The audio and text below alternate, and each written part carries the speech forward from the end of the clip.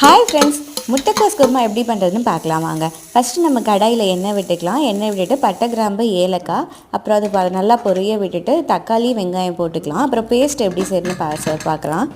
தேங்காய், சோம்பு, சீரகம், மிளகு, மிளகாய், பொட்டுக்கடலை, பூண்டு, உப்பு போட்டுக்கலாம்.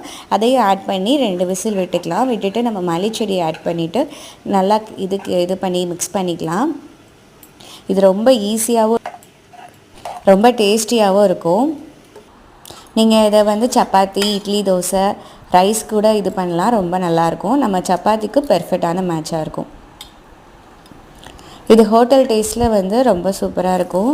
நீங்கள் கண்டிப்பாக ட்ரை பண்ணி பாருங்கள். இந்த மாதிரி வேறு ஏதாச்சும் நீங்கள் டிஃப்ரெண்ட்டாக ட்ரை பண்ணிங்கன்னா நம்ம கமெண்ட்டில் மறக்காமல் சொல்லுங்கள். இதில் நம்ம ஆனியன் தொட்டு சாப்பிட்டுக்கலாம். ரொம்ப டேஸ்ட்டாக இருக்கும். தேங்க்யூ. மறக்காமல் நம்ம சேனலை சப்ஸ்கிரைப் பண்ணுங்கள் ஃபார் மோர் வீடியோஸ்.